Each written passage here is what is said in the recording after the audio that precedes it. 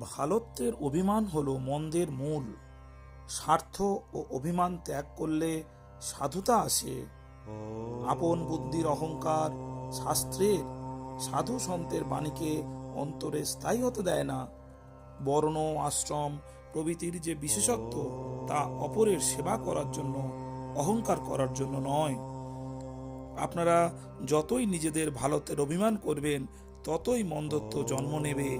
সেই জন্য ভালো হন, কিন্তু ভালোত্বের অহংকার করবেন না। জ্ঞান মুক্ত করে, কিন্তু জ্ঞানের অহংকার নরকগামী করে। সাংসারিক বস্তু লাভ হলে হয়তো অভিমান আসতে পারে, কিন্তু ভগবানকে লাভ করলে অভিমান আসতে পারে না, বরং সর্বতোভাবে অভিমানের নাশ হয়।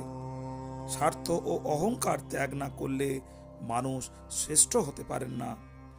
জাতি নিয়ে অহংকার থাকলে ভক্তি হওয়া খুবই কঠিন, কেননা ভক্তি স্ব থেকে হয়, শরীর থেকে নয়। জাতি হয় শরীরকে নিয়ে, স্বকে নিয়ে নয়। যতক্ষণ স্বার্থ ও অহংকার থাকবে ততক্ষণ কারো সাথে প্রেম হতে পারে না।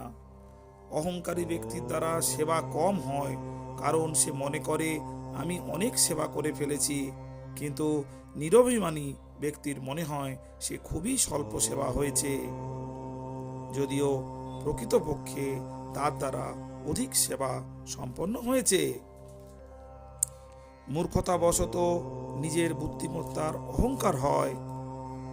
যে জিনিস নিজের তার জন্য অহংকার হয় না, আবার যে জিনিস নিজের নয় তার জন্য অহংকার হয় না।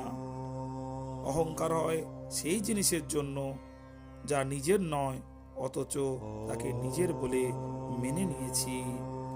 যতটা জানি তাকে পূর্ণ জ্ঞান মনে করে জানার অহংকার করলে মানুষ নাস্তিক হয়ে যায়। যতটা জানি তাতে অসন্তুষ্ট না হলে এবং জানার জন্য অভাব বোধ করলে মানুষ জিজ্ঞাসু হয়ে যায়। যে সম্প্রদায়, মত, সিদ্ধান্ত, গ্রন্থ, ব্যক্তি প্রভৃতির মধ্যে নিজের স্বার্থ ও অহংকার ত্যাগের কথা মুখ্য থাকে তা মহৎ ও শ্রেষ্ঠ, কিন্তু যার মধ্যে নিজ স্বার্থ ও অহংকার মুখ্য তা নিতান্তই নিকৃষ্ট হয়ে থাকে। অহংকার ত্যাগ করলে মানুষ প্রকৃত ঈশ্বর লাভ করতে পারে। অভিমান অর্থাৎ অহংকারী হলো মানুষের পতনের মূল কারণ। শ্রোতাজন ভালো থাকবেন। নমস্কার।